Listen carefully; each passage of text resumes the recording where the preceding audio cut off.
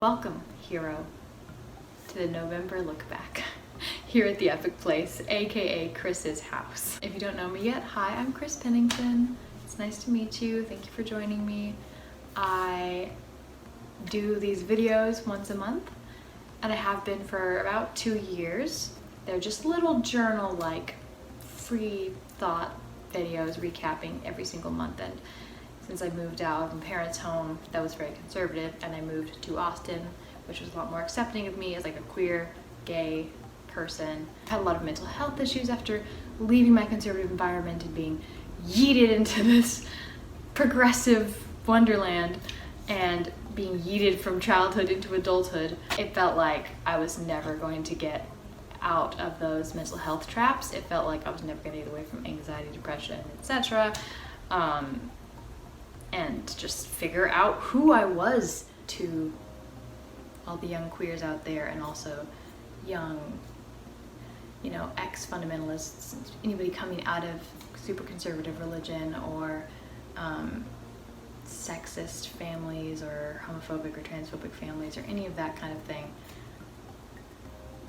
I wanted to offer this, which is just that healing takes time. I feel like every new therapist I got within those past 5 or so years that I was really shifting my worldview, every therapist I saw, every coping skill I learned, every new mental health practice that I learned and started to put into practice, I'm only seeing the results of that years later. But I am seeing the results of that, I just want to emphasize that. So I feel like I would learn a mental health skill like journaling, jogging, practicing gratitude, correcting my negative thinking with positive thinking, stopping guilt cycles of binging, because that was an issue that I had. And so I would start practicing these things every single day, or as often as I could. And I would see short-term results, I would feel maybe a little bit better at that day for a little while, and then it would stop working, and I would get so discouraged. I felt like I would plummet down worse than I was before, and I just felt so discouraged. I thought that was just it, that was just my life. I was just going to be depressed forever, I was just not going to have a footing. I was always going to feel left out, depressed or confused or anxious, and not have any way of sorting it all out. But that's not true anymore. I feel incredibly grateful that I have this privilege, but I feel stable now. I know what my tendencies are with mental health. I know coping skills. And besides that, I have a baseline of doing well because of all of the hard work of years of just every time I fell down, getting back up, every time I could, choosing self-care, choosing to practice the mental health practices that I had been taught, choosing to set boundaries between myself and someone who may be toxic, choosing to do what I wanted to do, choosing to trust my own instincts and move forward and do things that were so hard, and just trusting myself that I had it in me to get through that. I always chose to believe, as often as I could, that I had it in me to figure out eventually how to handle that situation. And that would mean failing over and over again. That would mean trying my best. That would mean being kind to myself. That would mean standing up for my needs. That would mean seeking therapy or help or whatever I needed. And it took years until some of that stuff starts to feel second nature, until I start to feel safe within myself, until I actually kind of trust myself. It's not a chore of choosing to anymore, And it just seems kind of strange because I spent so much time in the back of my head kind of thinking that I was never going to escape these things, then now that I have, I realize that there's people all around me who are perfectly comfortable in life. Like when I was in a really depressed place, I had this mentality that I assumed that most people around me were like really, really depressed, just like I was, and that made me really sad. And I just thought everyone was probably struggling really, really hard, and a lot of people are. But now I realize that it's actually possible to like thrive. And now I realize there's people all around me that probably are too, and that makes me really happy. But I just like needed to share that with you. Like I needed you to know that there are people who get through these things, that thriving is possible even when you really, really, really don't feel like it can be. And it feels complicated, and it feels like you've tried everything. But just keep at it, because it really does just take time. I know I'm rehashing that over and over, but I need you to know that like it will make sense, and it will feel better, and it will feel good, and it will feel right, and you'll know. I know I'm speaking in very general terms, but like it kind of applies to like everything, because I feel like I was just thrown out of one world of just religion and sexism and like roles and anxiety and depression and chaos into a new world of like adulting and positivity and acceptance and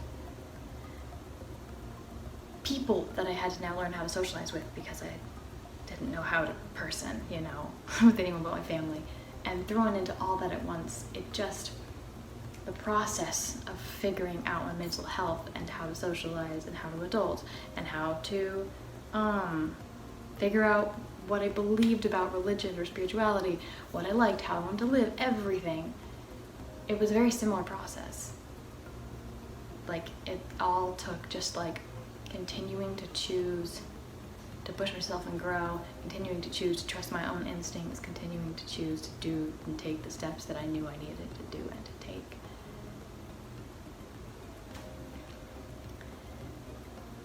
And of course that's kind of all aside from the month of November, this is technically supposed to be looking back at the month of November. But there's actually not a whole lot to update you about the TSI test, which is the high school equivalency test, so that I could get into community college here in Austin, which would be great. So I was studying to take that test like all month. And then other than that, just like being really chill, working hard at my job, and having a few game nights with friends.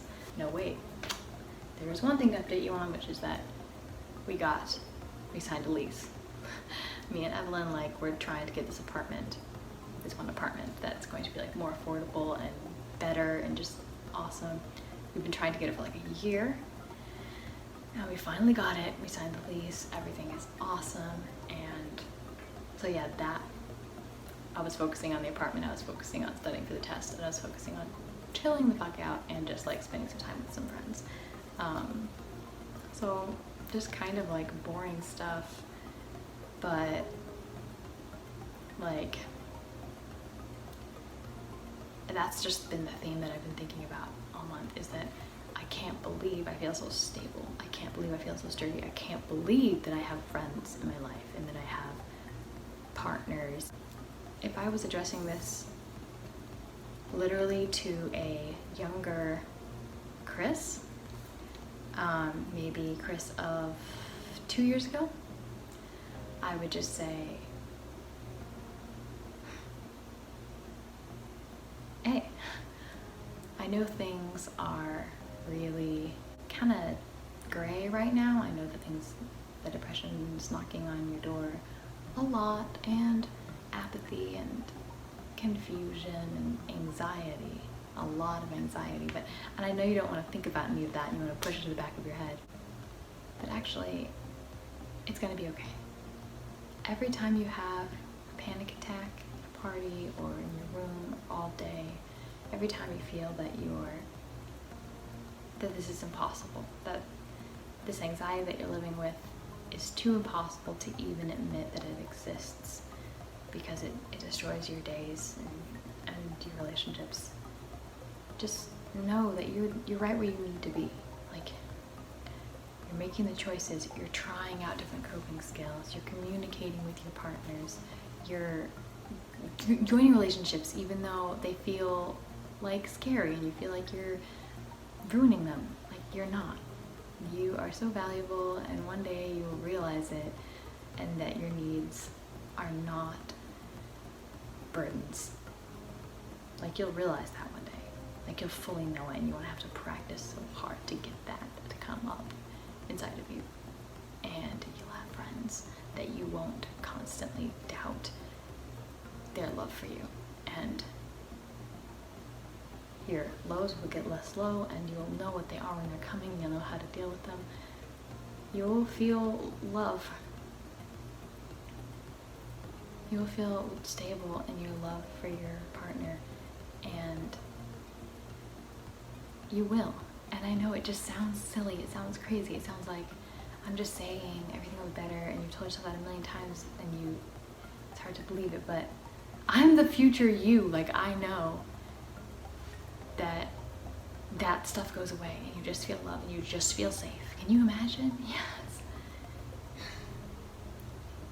You just feel love, and you just feel safe, and you just feel happy in your relationship. Literally. I know, it seems too good to be true, but it is true. And you'll get there one day. I'm proof. What more can I say? It's hard to it's weird, it's hard to convince you, but I know it would be so hard to convince you. You'd think I was just saying this. But that's okay, because you'll get there, because you're doing it. Every single day you're making these choices that are best for yourself. I'm so proud of you for sticking with your soul, for looking for the meaning, for always trying to be honest, truthful, and do good. Even when that gets really confusing as to what that even means. But you always stuck to it. And you learned to love yourself and really, really care about yourself. And you learned to know that was okay.